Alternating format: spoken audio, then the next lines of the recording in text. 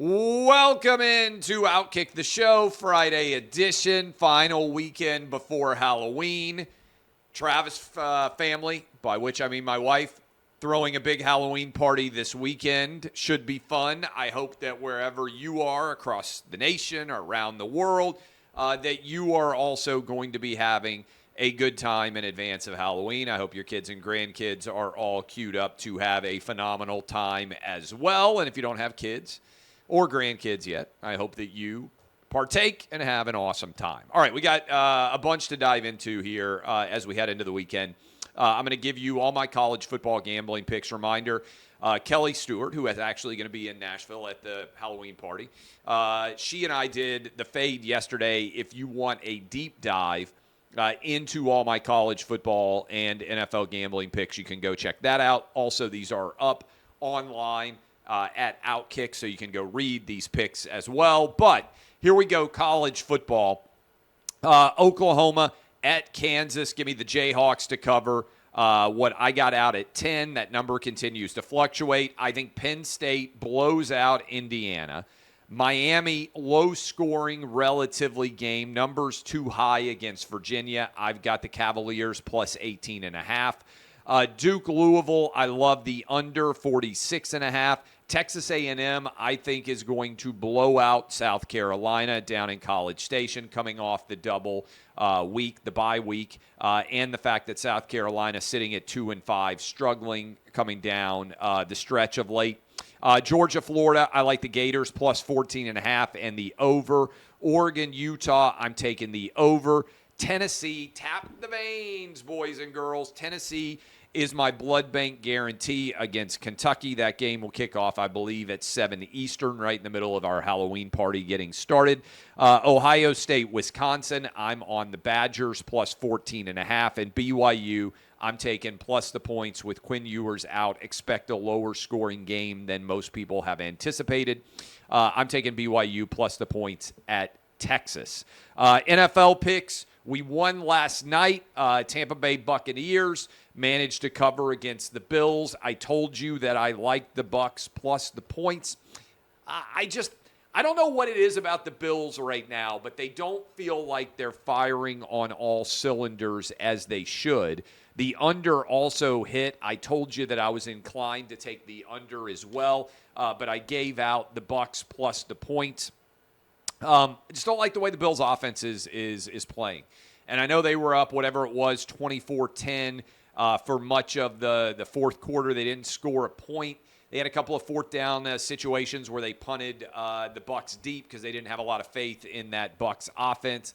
Again, I understand the choices that they made once they got up, but it just doesn't feel like the Bills are playing at an elite level like I thought they would be. Josh Allen shows flashes, but still isn't able to connect the whole game. I'm just not sold on the Bills being as good as I thought they were going to be. I've got the Colts to win, beat the Saints. I've got them as a 1-point favorite. I think the Jags take down the Steelers.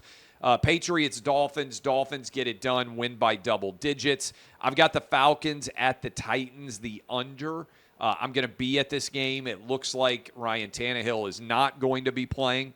And as a result, I think you're going to get Desmond Ridder against Malik Willis or Will Levis. I got the Vikings -1 at the Packers, and then the Bengals plus the points at the 49ers. That one's a little bit difficult. I bet it before we knew what the Brock Purdy situation was. I still feel like Brock Purdy is going to end up potentially playing. He's practicing now. But I still like the Bengals, even if Brock Purdy goes, coming off the bye week with Joe Burrow being a little bit more healthy. Okay, there is my NFL and college football analysis. Reminder, as always, starting 11 will be up, breaking down everything in the world of college football, and you can enjoy that, as you always can, with your ability to dive in to that column. Goes up on Sunday. Thesis for you. Let's dive into a couple of different stories. Today is, well, I'll get to my thesis. Well, let's go ahead and start with my thesis. I talked about this on Clay and Buck, the radio show that I hope all of you are listening to, which is on every day, 12 to 3 Eastern. My thesis here, Trump has been the glue holding together all of the Democrat Party's identity politics coalition. And without Trump, what you're starting to see is the identity politics are fracturing. And let me just give you an example as it pertains to what's going on in Israel. Typically, Jewish voters come down in favor of Democrats 65-35, 70-30-ish. That is, Democrat voters tend to be Jewish voters tend to be Democrat supporters. I think that is fracturing in many ways. Certainly, black voters tend to vote Democrat. I think that is fracturing. You're seeing the Palestinian element tends to vote Democrat. The Rashida Tlaibs, that universe, the Jamaal Bowmans, that overlap between BLM and the Palestinian worldview, which is white people are oppressors, white people are awful, and we have to stand in solidarity with brown people no matter what. With again, sort of personified by the Rashida Tlaib. I'm going to argue that Hamas had a hospital hit, that Palestine had a hospital hit, that Hamas does not represent Palestine, but kind of it does. That universe has been connected, right? Jewish voters, BLM, and sort of the pro-Palestine universe. And what happened when Hamas slaughtered 1,400 innocent Israelis is most people came out and they said, hey, Hamas is basically Al-Qaeda. We're not going to support what a terror group did. A lot of Democrats, however, did not. They have actually decided that Israel deserves what happened to them. And this is personified by a Harvard-Harris poll that came out. And basically, if you're under 35 years old, you believe that the Israeli-Palestinian situation, that Israel's to blame. And this is a little bit scary, such that even that terror attack, Israel was to blame for it. There is a substantial portion of people under the age of 35 who believe that. And so there's this disconnect between the typical Jewish vote, which is an identity politics coalition that tends to stand with BLM, and that conflict with Palestine. And so, to me, what is happening here was Trump was holding all this coalition together, but now you've got this fracture. And there's a big article about it, the fact that Biden is having difficulty holding his young person coalition together. And I've said there are 3 ways that Biden loses in 24. And I think right now all of them are happening. One, I said, no particular order here, but I said there's going to be a third party. I don't just think there's going to be a third party. I think there's probably going to be a third party, a fourth party, maybe even a fifth party, right? RFK Jr. is going to run. Cornel West is going to run. You may end up with a no labels nominee. And I think all of that ends up hurting Joe Biden. So third party hurts Biden, helps Trump. Decline in turnout. I've got a stake bet right now with Buck on the radio show. I actually think fewer people are going to come out and vote in 2024 than voted in 2020. Why do I think that? Because I think there was a great mobilization of people with COVID going on, and the idea was that Trump is Satan. He was the solidifying force, and that everybody else was going to come out and show that Trump wasn't actually going to be able to win, that our democracy was in peril, all these things. The world was in danger. World War III was going to happen. COVID was going on. And I think if you look around at what Joe Biden has done, the border's wide open on the South. Crime has skyrocketed. We're at war in the Middle East and in Europe. There are all sorts of issues out there. Nothing's better. Right? Inflation skyrocketed. You go out to the grocery store and your average prices are infinitely higher than they were before. All of that's happened on Joe Biden's watch. So for everybody out there who said, oh, things are going to get way worse if Trump's president, how? What is better now that Joe Biden is in office than was with Trump in office in January of 2020? Pre-COVID, right? Trump wasn't responsible for COVID. What's worse? Everything. What's better? Almost nothing. So I think that you're not going to be able to persuade a lot of people to show up because I think they look around and say, hey, maybe the difference between Joe Biden and Donald Trump wasn't actually that substantial. And then the third thing that I think, unfortunately, is going to happen is Joe Biden is going to have one or more incidents, and they continue to stack up, where his age and infirmity is pretty much what unites Americans. Somewhere around 76% of Americans think Joe Biden is too old and too infirm to be able to be president of the United States. Now, there's only 4 years of difference between Biden and Trump, but you can attack Trump on a lot of different issues. I don't think, hey, he's not that mentally acute is one of those issues that you can attack him on. So I think there's three ways, and all three of those ways are working against Biden. Third party, decline in turnout, age infirmity, the fact that identity politics, that coalition is collapsing. I think if the election were held today, Trump would win. And I think Trump might win almost all of the toss-up states, right? Georgia, Arizona, Wisconsin, Michigan, all of these different, Pennsylvania, Nevada. It wouldn't stun me if Trump were able to sweep all of those states. Again, third party, decline in turnout, Biden age, infirmity. I think everything's working against him. Biden spent $25 million in the toss-up states, and his numbers have gone down. I also think a big part of this election, most people are not changing their mind, right? If you think Trump is Hitler, there's nothing that's going to occur to make you change your mind. If you think Biden is too old for the job, Biden's not suddenly going to get cocoon-style youthful. I think most of the vote is already baked in. That is, people aren't changing their mind. We're 13 months out. Everybody knows Trump. Everybody knows Biden. I think if it's Trump, Biden, Trump's going to win. And I think it's because of all those things that I just laid out. And I think the Democrat Party identity politics coalition is starting to collapse. I think there's going to be more black people, more Hispanic people, more Asian people that vote for Trump in 2024 than voted for him in 2020. I certainly think there's going to be more Jewish voters.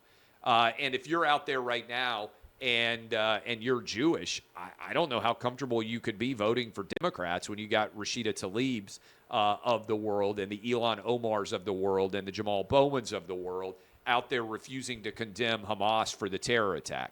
So this is a big deal, and I think Joe Biden has major issues. Also, I wanted to make sure that I talked about the Jamaal Bowman video. Okay? Right now, if you think about what Jamaal Bowman said, he's a Democrat congressman from New York who pulled the fire alarm and walked out and claimed, oh, I was just trying to get to the floor to vote. And now there's new data out, new video out, where he grabs these two signs from in front of the doors, where he takes them away, and then he pulls the fire alarm. This was intentional. I think he lied to investigators. They have the video to be able to show it.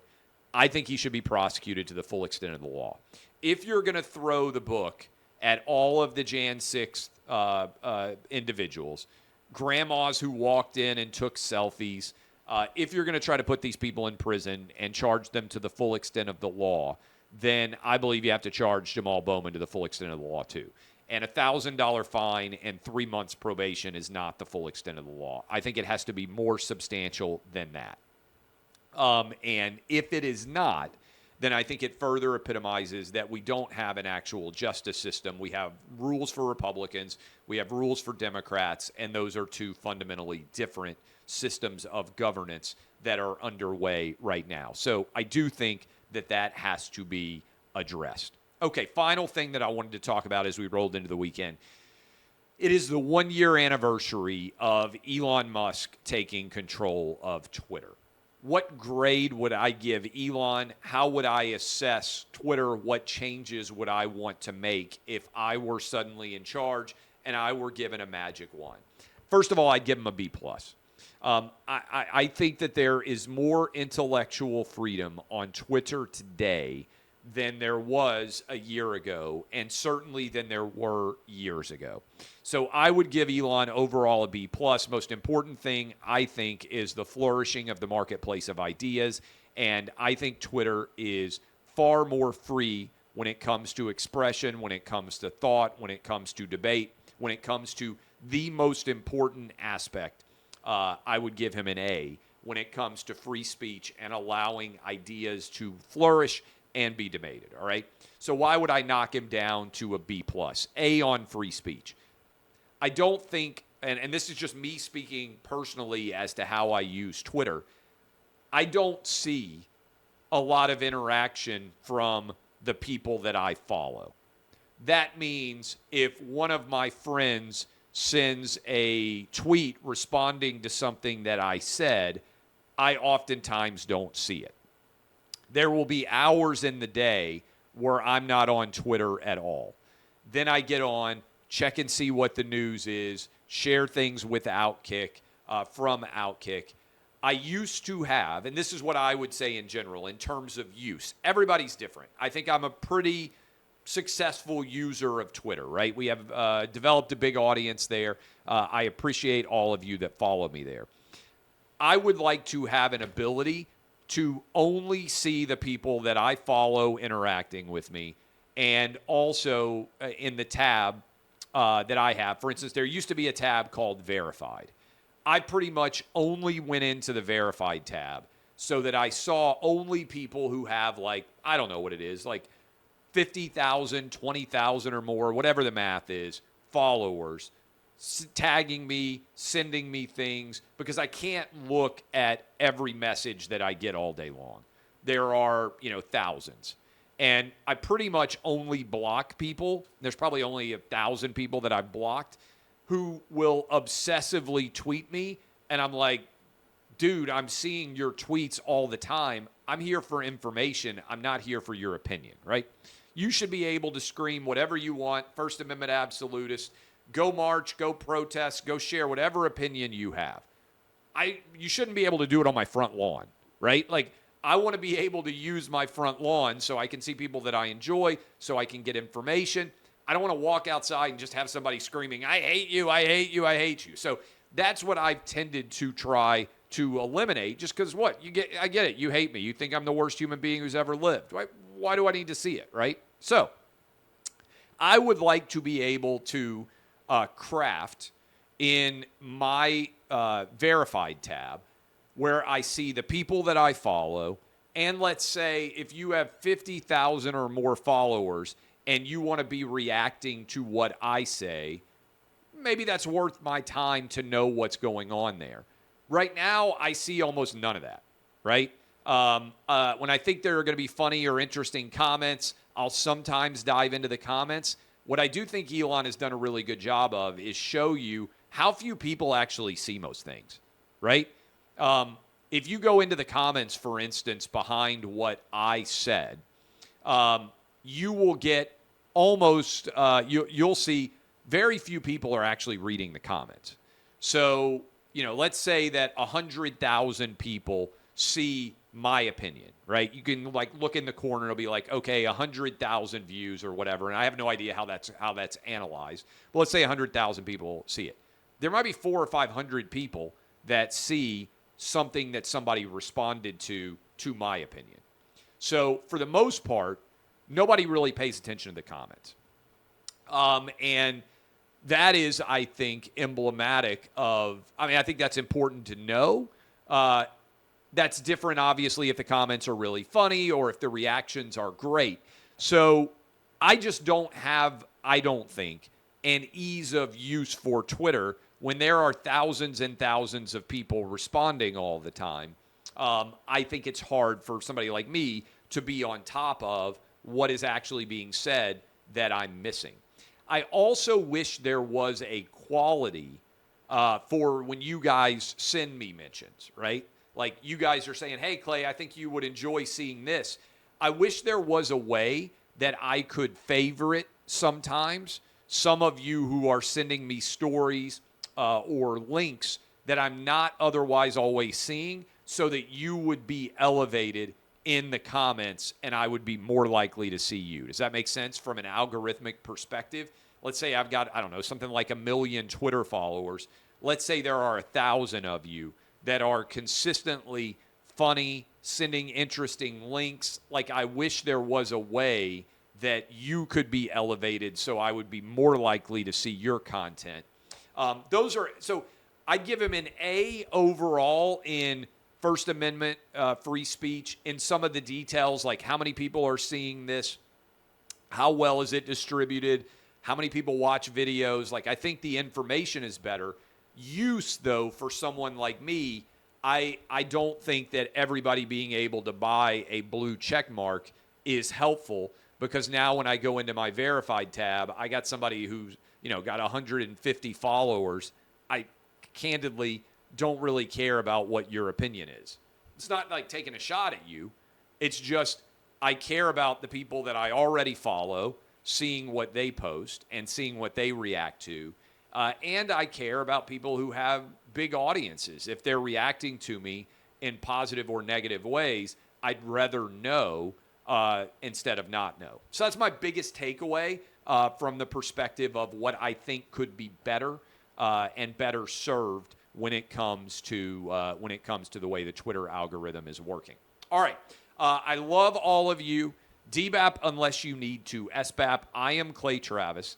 I will be back with you at the starting 11 on Sunday. Same bat time, same bat channel. I'm in town all next week. Should be a good time. Lots to react to. Blood bank guarantee. One more time. Tap the veins. Tennessee is going to cover the 3.5 against Kentucky. Sorry, Wildcat fans. And I hope all of you have as much fun as I'm going to have dressing up Halloween. I'm going to be Jesse Gemstone.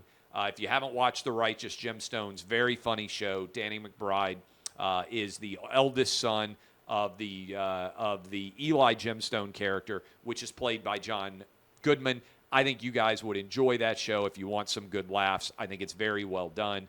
Again, one more time, DBAP unless you need to. SBAP. This has been OutKick, the show.